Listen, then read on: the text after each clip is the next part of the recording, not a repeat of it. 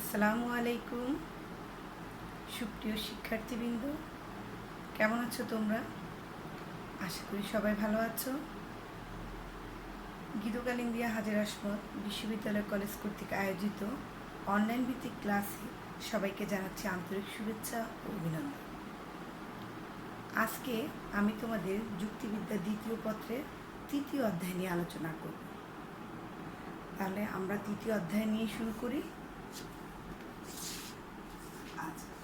আর তৃতীয় অধ্যায়টা হচ্ছে কি আরোহের প্রকারভেদ। এখন আরোহের প্রকারভেদ এই অধ্যায়টা জানার আগে আমাদের জানতে হবে আরোহ জিনিসটা কি। এটা আমরা ফার্স্ট পার্টও পড়েছি যে আরোহটা হচ্ছে কি, যদি আমরা সংক্ষিপ্তভাবে বলি তাহলে বলবো যে বিশেষ থেকে সার্বিকে উপনীত হবার যে প্রক্রিয়াটা সেটা হচ্ছে কি আরোহণ। বিশেষ থেকে সার্বিক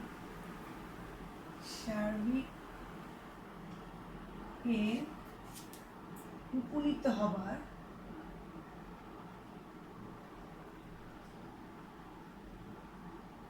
প্রক্রিয়া।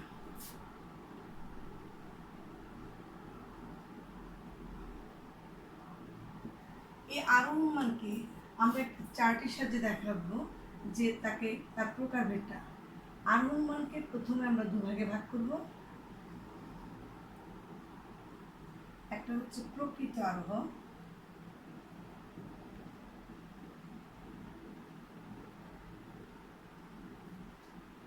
আরেকটা হচ্ছে অপ্রকৃত আরোহ।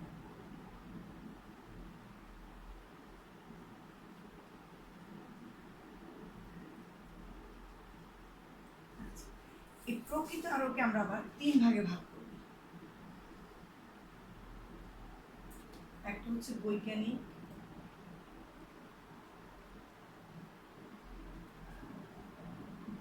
আরোহ,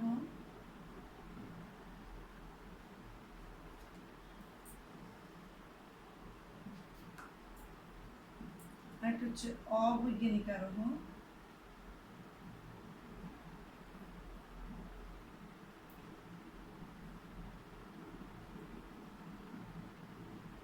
আরেকটা হচ্ছে সাদৃশ্যানুমান।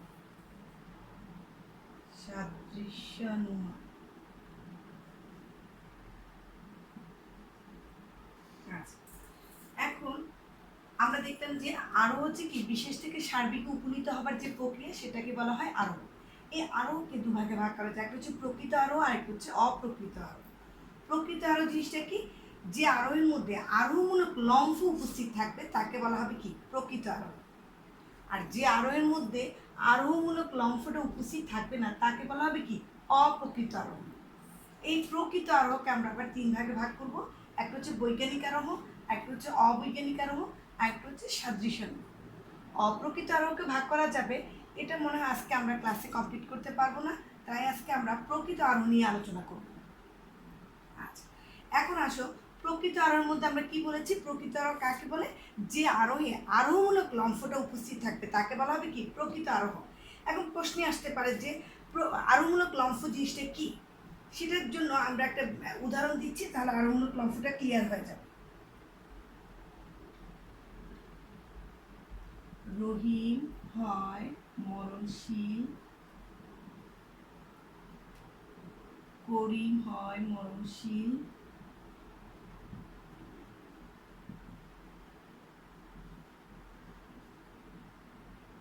শ্যামল হয় মরণশীল,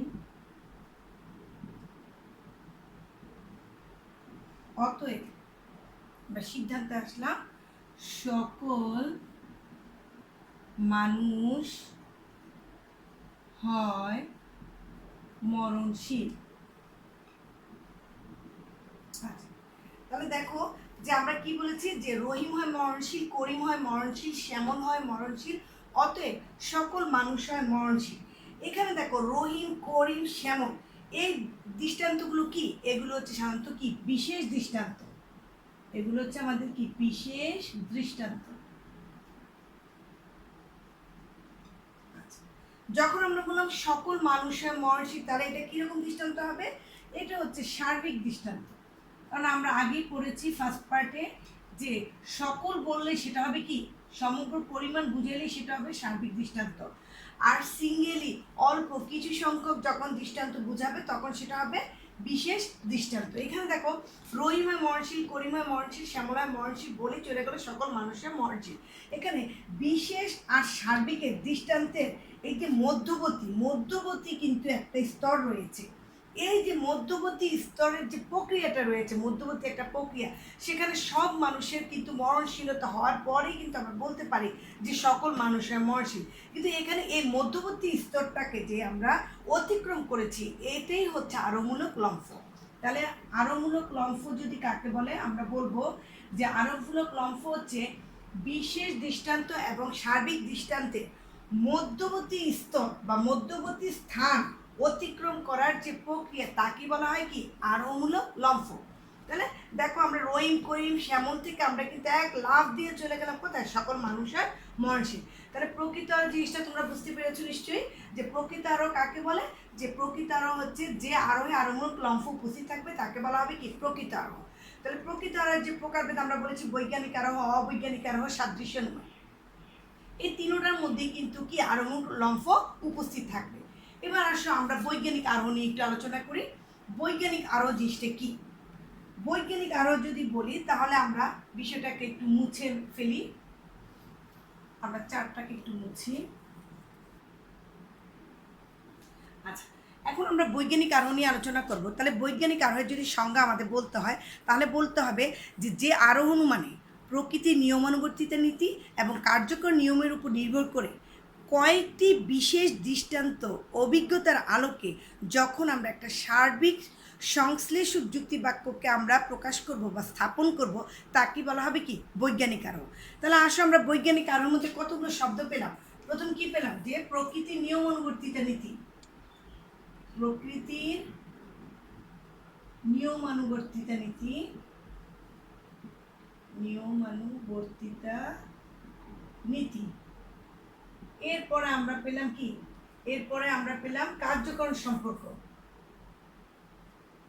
ও কার্যকারণ সম্পর্ক, কার্যকারণ সম্পর্ক পেলাম। তারপরে আমরা পেলাম কয়েকটি বিশেষ দৃষ্টান্ত, বিশেষ দৃষ্টান্ত।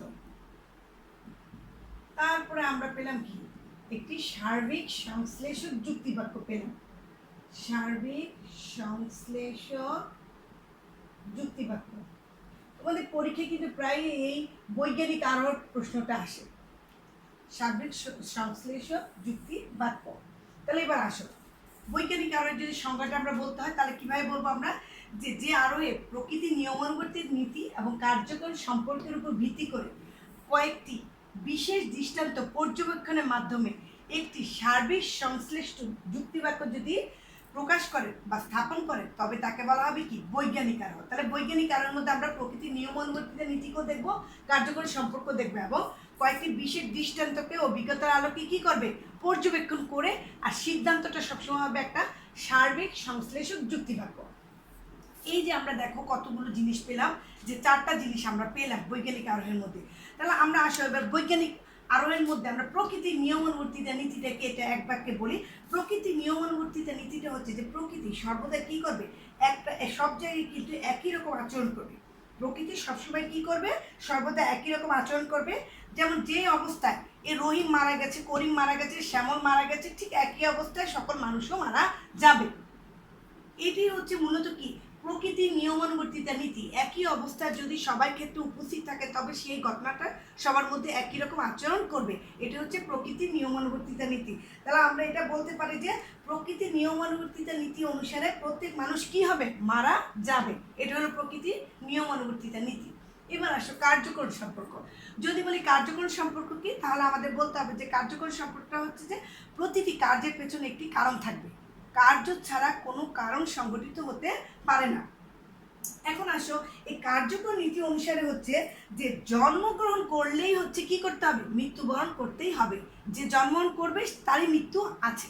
এটা হচ্ছে তাহলে প্রকৃতির নিয়মানুবর্তিতা নীতি অনুসারে সকল মানুষ মারা যাবে, আর কার্যকর নীতি অনুসারে কি জন্মগ্রহণ করলেই মরিতে হবে।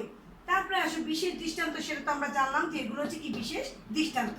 এরপরে আসো আমাদের এই বৈজ্ঞানিক আরোর মধ্যে সার্বিক সংশ্লেষক যুক্তি বাক্য জিনিসটা কি? সার্বিক বাক্য কাকে বলে যদি আমাদের বলা হয়, তাহলে আমরা বলবো যখন কোনো যুক্তি বাক্যের ভিডিওটা যদি উদ্দেশ্য সম্পর্কে যখন উদ্দেশ্য সম্পর্কে সার্বিক সকল পরিমাণ সম্পর্কে কোনো কিছু স্বীকার বা অস্বীকার করবে, তবে তাকে বলা হবে কি? সার্বিক যুক্তিবাক্য। আর সংশ্লেষক কথাটা অর্থ হচ্ছে যে যুক্তিবাক্যের বিধেয় পদটা উদ্দেশ্য পদ সম্পর্কে সবসময় একটা নতুন তথ্য দিবে, নতুন তথ্য দিলে সেটা হবে কি? সংশ্লেষক যুক্তিবাক্য।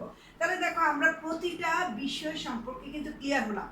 এখন বৈজ্ঞানিক আরো কাকে বলে সংজ্ঞার মধ্যে কিন্তু বৈজ্ঞানিক আরোহের বৈশিষ্ট্য রয়ে গেছে। কিরকম? যে বৈজ্ঞানিক আরোহের মধ্যে প্রকৃতি নিয়মানুবর্তিত নীতি বিদ্যমান।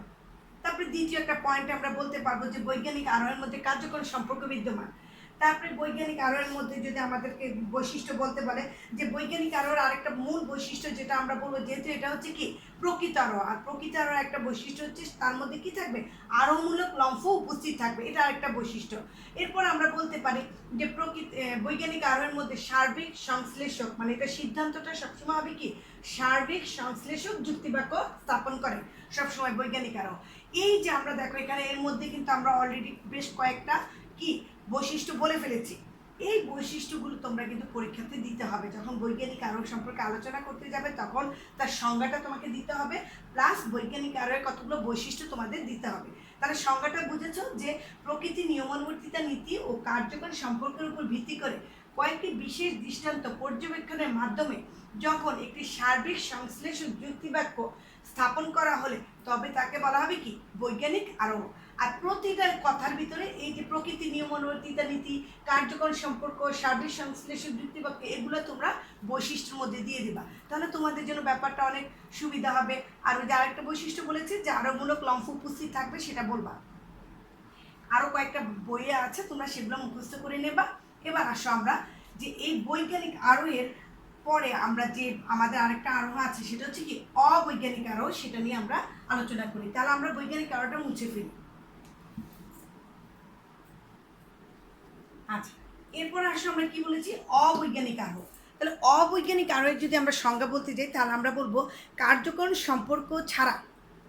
আমরা এর আগে কিন্তু বলছি কার্যকর সম্পর্ক থাকতে হবে, আর এটাতে বললাম কি কার্যকর সম্পর্ক ছাড়া কেবল প্রকৃতির নিয়ম অনুবর্তী নীতি বা প্রতিকূল দৃষ্টান্ত রহিত অভিজ্ঞতার আলোকে যে আরো অনুমান একটি সার্বিক সংশ্লেষক যুক্তিবাক্য প্রকাশ করবে তাকে বলা হবে কি?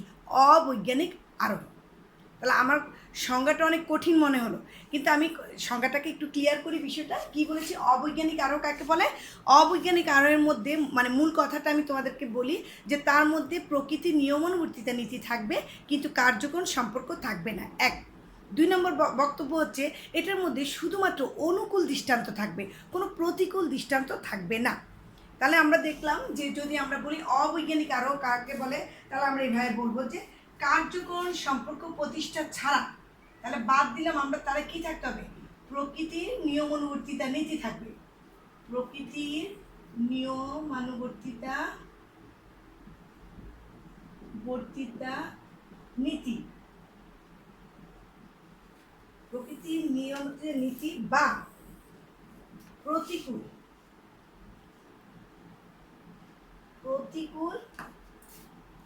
দৃষ্টান্ত রহিত। এই যে শব্দটা আমরা বলেছি কি প্রথম অবৈজ্ঞানিক আরোহের সংজ্ঞাটা বলতে গেলে আমরা প্রথমে বলবো যে কার্যকর সম্পর্ক ছাড়া প্রকৃতির নিয়মানুবর্তিতা নীতি বা প্রতিকূল দৃষ্টান্ত রহিত অভিজ্ঞতা। প্রতিকূল দৃষ্টান্ত রহিত অভিজ্ঞতা মিন্স যে আমাদের এটার মধ্যে থাকবে যে শুধুমাত্র অনুকূল যেইসব অভিজ্ঞতাগুলো, যেসব দৃষ্টান্তগুলো অনুকূল পক্ষে, সেগুলো নিয়েই শুধু অবৈজ্ঞানিক আরোহ আলোচনা করবে। আমার পক্ষে যেটা পড়বে সেটা নিয়ে আমি আলোচনা করবো, এটা হলো অবৈজ্ঞানিক আরোহের একটা ধর্ম। কিন্তু আমরা বৈজ্ঞানিক আরোহের ক্ষেত্রে কিন্তু শুধু অনুকূল প্রতিকূল উভয়ই কিন্তু থাকবে, কিন্তু আমরা এটা মনে রাখবো যে অবৈজ্ঞানিক আরোহের ক্ষেত্রে শুধুমাত্র থাকবে অনুকূল, মানে তার নিজের পক্ষে থাকবে।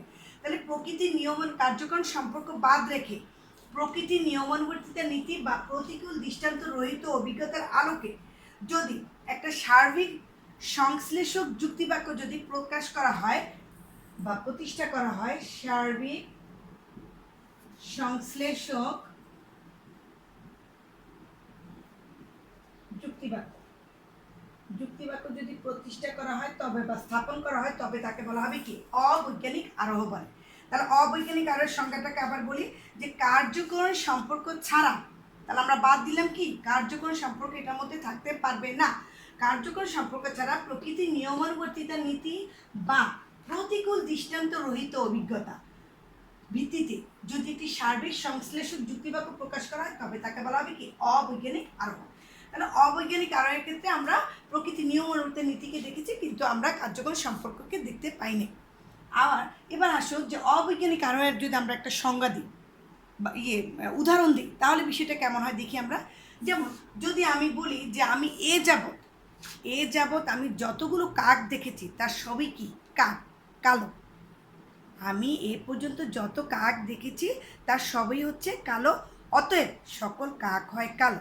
কিন্তু সকল কাক হয় কালো এটা তো আমি আমার প্রতিকূল আমার অনুকূলে আমি কিন্তু এটা প্রমাণটাকে নিয়ে আমি বলেছি। কিন্তু অনেক সময় আমরা কিন্তু একবার দেখেছিলাম যে অস্ট্রেলিয়াতে কিন্তু সাদা কাকের উপস্থিতি দেখা গেছে। তাহলে সেটা সম্পর্কে আমার ধারণা নাই, কিন্তু আমি কী করলাম বিষয়টা শুধু আমার অনুকূলে যেটা আছে সেটার ভিত্তিতে কিন্তু আমরা কথাটা বলেছি। এটাই মূলত হচ্ছে কি অবৈজ্ঞানিক আরোহ। তাহলে অবৈজ্ঞানিক আরোহের সংজ্ঞা যদি উদাহরণ যদি দিই তাহলে আমরা বলবো যে আমি এ পর্যন্ত বা আমি এ যাবৎ যত কাক দেখেছি তার সবই কালো, সুতরাং সকল কাক হয় কালো। এ জাতীয় যদি কোনো রকমের দৃষ্টান্ত বা কোনো রকমের যদি তোমার সৃজনশীল প্রশ্ন আসে তাহলে তোমরা বুঝবা যে আমি এই পর্যন্ত যা দেখেছি এরকম যদি কোনো কথা বলা থাকে তাহলে সেগুলো হবে কি অবৈজ্ঞানিক আরোহ। তাহলে এবার আসো বৈজ্ঞানিক আর অবৈজ্ঞানিক আরোহের মধ্যে আমরা একটু পার্থক্য দেখব। তার আগে চলো অবৈজ্ঞানিক আরোহের কিছু বৈশিষ্ট্যগুলো আমরা যদি বলি তাহলে প্রথমেই বলবো যে অবৈজ্ঞানিক আরোহের ক্ষেত্রে কি প্রকৃতির নিয়মানুবর্তী নীতির উপর নির্ভরশীল, এটা আমরা বলবো। তারপরে আমরা বলবো যে অবৈজ্ঞানিক আরোহের মধ্যে সবসময় অনুকূল দৃষ্টান্ত বিদ্যমান। তারপরে আমরা বলতে পারি যে অবৈজ্ঞানিক আরোহ কি আরোহমূলক লম্ফ উপস্থিত থাকবে। আবার বলতে পারি আমরা অবৈজ্ঞানিক আরোহের মধ্যে কি এটা একটা সার্বিক সংশ্লেষক যুক্তিবাক্য। তাহলে সার্বিক মানে কি, সার্বিক মানে আমরা বলেছি কি যে আরোহের ক্ষেত্রে দেখা যাবে যে যদি এটা ভিডিওটা উদ্দেশ্য সম্পর্কে সার্বিক পরিমাণ সম্পর্কে বা সমগ্র পরিমাণ সম্পর্কে কোনো কিছু স্বীকার বা অস্বীকার করে তবে তাকে বলা হবে কি সার্বিক যুক্তিবাক্য। আর সংশ্লেষক যুক্তিবাক্য তো বলেছি যে যুক্তিবাক্যের ভিডিওটা কি করো উদ্দেশ্য পদ সম্পর্কে কোনো নতুন তথ্য প্রদান করে তবে তাকে বলা হবে কি সংশ্লেষক যুক্তিবাক্য। তাহলে আমরা বৈজ্ঞানিক এবং অবৈজ্ঞানিক আরোহের বৈশিষ্ট্যগুলো আমরা পেলাম। এবার আসো আমরা বৈজ্ঞানিক এবং অবৈজ্ঞানিক আরোহের মধ্যে কিছুটা পার্থক্য আমরা একটু আলোচনা করি। তার আগে আমরা এই বিষয়টাকে একটু মুছে ফেলি। আচ্ছা, এবার আসো আমরা আমাদের প্রায় পরীক্ষা থাকে যে বৈজ্ঞানিক এবং অবৈজ্ঞানিক আরোহের মধ্যে পার্থক্য। এই বৈজ্ঞানিক আর অবৈজ্ঞানিক আরোহের মধ্যে পার্থক্যের ক্ষেত্রে আমরা প্রথমে এদের সংজ্ঞাগত পার্থক্যটা দেব। সংজ্ঞাগত পার্থক্য এভাবে আমরা বলতে পারি, যেহেতু আমরা সংজ্ঞা আগে লিখবো সেক্ষেত্রে আমরা এভাবে বলতে পারি যে বৈজ্ঞানিক আরোহের ক্ষেত্রে প্রথম পার্থক্যের ক্ষেত্রে আমাদের এটা আসবে যে বৈজ্ঞানিক আরোহের ক্ষেত্রে থাকবে কি প্রকৃতির নিয়মানুবর্তিতা নীতি ও কার্যকারণ সম্পর্ক বিদ্যমান। বৈজ্ঞানিক আরোহের মধ্যে প্রকৃতির নিয়মানুবর্তিতা নীতি এবং কার্যকরণ সম্পর্ক বিদ্যমান। আর তাহলে অবৈজ্ঞানিক আরোহের ক্ষেত্রে আমরা কি বলেছি, অবৈজ্ঞানিক আরোহের ক্ষেত্রে শুধুমাত্র প্রকৃতির নিয়মানুবর্তিতা নীতি বিদ্যমান। তাহলে দেখো আমরা বৈজ্ঞানিক আরোহের ক্ষেত্রে কিন্তু দেখলাম যে সেখানে প্রকৃতির নিয়মানুবর্তিতা নীতি এবং কার্যকরণ সম্পর্ক রয়েছে, কিন্তু অবৈজ্ঞানিক আরোহের ক্ষেত্রে আমরা দেখলাম যে শুধুমাত্র প্রকৃতির নিয়মানুবর্তিতা নীতি রয়েছে কিন্তু সেখানে কার্যকরণ সম্পর্ক নেই।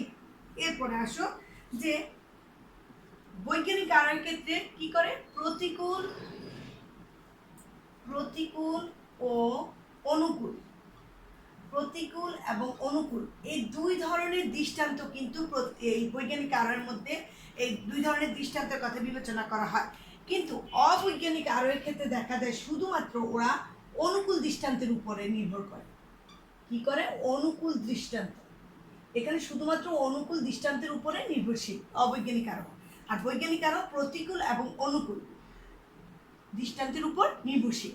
এরপরে আসো আমরা যদি বলি 3 নম্বর যে প্রক্রিয়াটা সেটা হচ্ছে বৈজ্ঞানিক আরোহের যে সিদ্ধান্তটা বের হবে সেই সিদ্ধান্তটা সবসময় হবে কিন্তু নিশ্চিত, কারণ এখানে প্রতিকূল হতেও পারে নাও হতে পারে, কিন্তু এটা নিশ্চিত। এই জন্য সিদ্ধান্তটা হলো কি সবসময় হবে নিশ্চিত।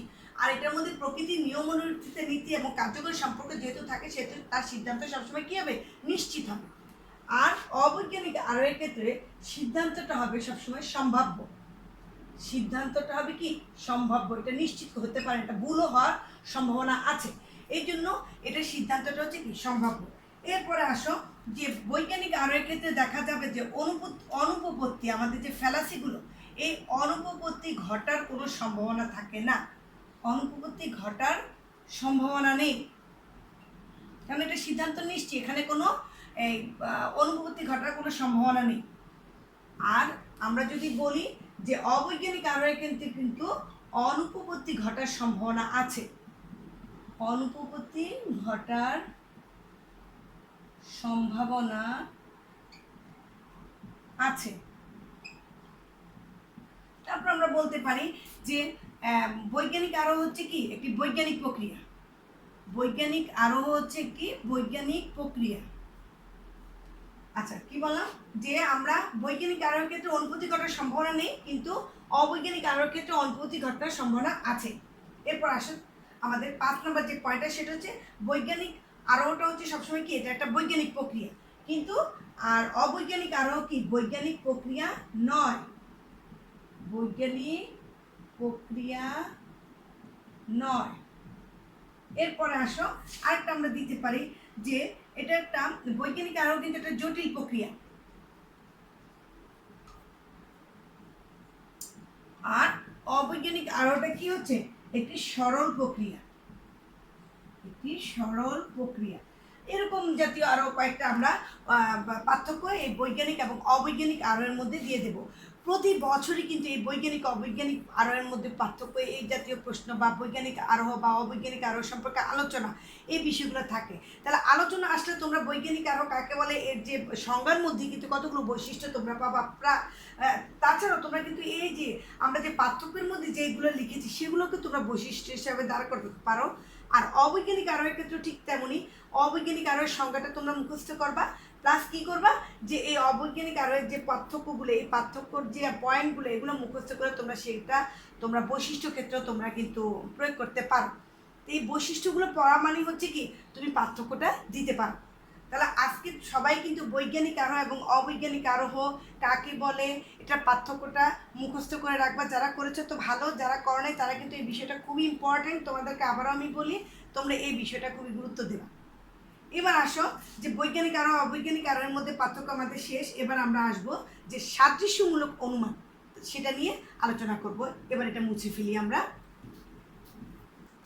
এতক্ষণ দেখলাম কি বৈজ্ঞানিক আরোহ, যে আমরা বলেছি প্রকৃত আরোহের যে প্রকারভেদ, তার মধ্যে আমরা বৈজ্ঞানিক আরোহ নিয়ে আলোচনা করেছি, অবৈজ্ঞানিক আরোহ নিয়ে আলোচনা করেছি। এবার আরেকটা প্রকারভেদ রয়ে গেছে, সেটা হচ্ছে কি সাদৃশ্য অনুমান। সাদৃশ্য অনুমানের ইংরেজি প্রতিশব্দ হচ্ছে কি অ্যানালজি, অ্যানালজি। এটা হচ্ছে কি সাদৃশ্য অনুমানের একটা ইংরেজি প্রতিশব্দ। এই অ্যানালজি শব্দটি আসছে গ্রিক শব্দ অ্যানালোজিয়া থেকে, অ্যানালোজিয়া, অ্যানালোজিয়া। তাহলে অ্যানালজি এটা কি শব্দ, গ্রিক শব্দ, গ্রিক শব্দ অ্যানালজিয়া থেকে আসছে কি অ্যানালজি শব্দটা। তাহলে এই অ্যানালজিয়া শব্দের অর্থটা হচ্ছে অনুপাতের সমতা, এটার অর্থটা হচ্ছে কি অনুপাতের সমতা। তাহলে সাদৃশ্য অনুমান, তাহলে আমরা কি পেলাম যে সাদৃশ্য অনুমানের ইংরেজি প্রতিশব্দটা হচ্ছে অ্যানালজি। অ্যানালজি শব্দটি গ্রিক শব্দ অ্যানালোজিয়া থেকে এসেছে, আর অ্যানালোজিয়া শব্দের অর্থ হচ্ছে অনুপাতের সমতা। এখন আসো সাদৃশ্য অনুমান কাকে বলে, যদি আমাদের সংজ্ঞাটা আসে তাহলে আমরা লিখব কিভাবে যে দুটি ভিন্ন ব্যক্তি বা বস্তুর মধ্যে গুণগত সাদৃশ্যের ভিত্তিতে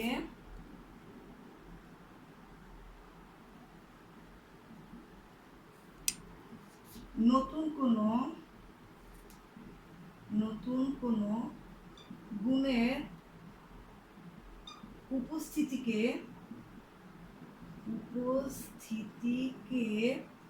সাদৃশ্যানুমান বলে। সাদৃশ্যানুমান বলে।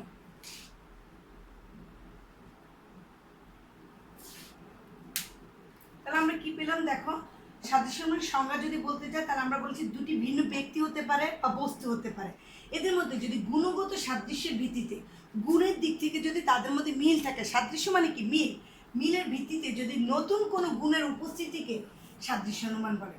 যদি কি নতুন কোনো গুণের উপস্থিতিকে যদি আমরা অনুমান করি, উপস্থিতিকে অনুমান করাকে কি বলে? সাদৃশ্যানুমান বলে।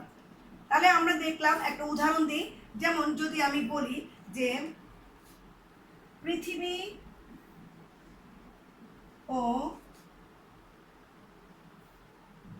মঙ্গল গ্রহের মধ্যে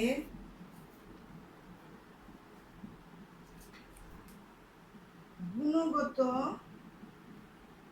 অনেক বিষয়ের মিল রয়েছে।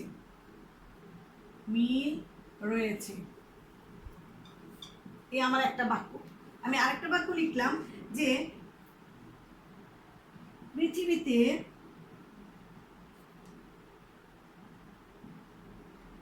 জীবের অস্তিত্ব রয়েছে।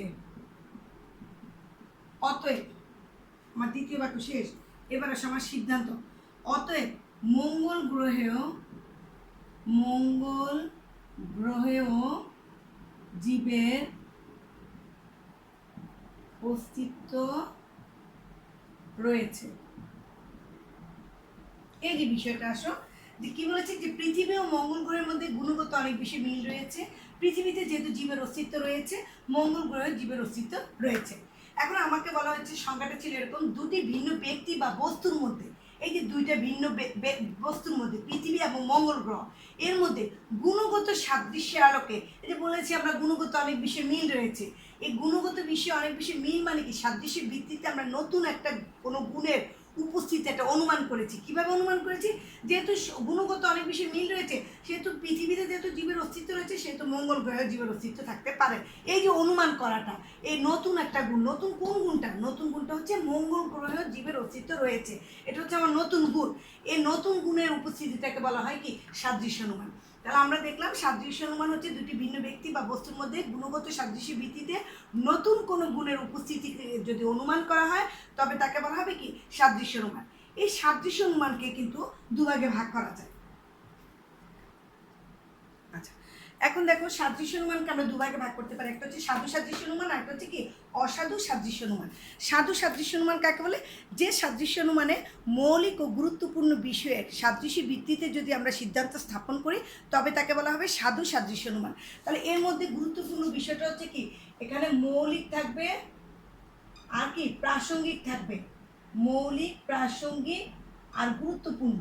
এই গুরুত্বপূর্ণ বিষয়ের ভিত্তিতে যদি কোনো রকমের আমরা কি করি, সাদৃশ্য খুঁজি, তাহলে আমরা কি বলেছি, যে সাদৃশ্য মানে মৌলিক ও গুরুত্বপূর্ণ বা আমরা যদি প্রাসঙ্গিক বিষয়ের ভিত্তিতে যদি সিদ্ধান্ত স্থাপন করা, তবে তাকে বলে সাধু সাদৃশ্য অনুমান।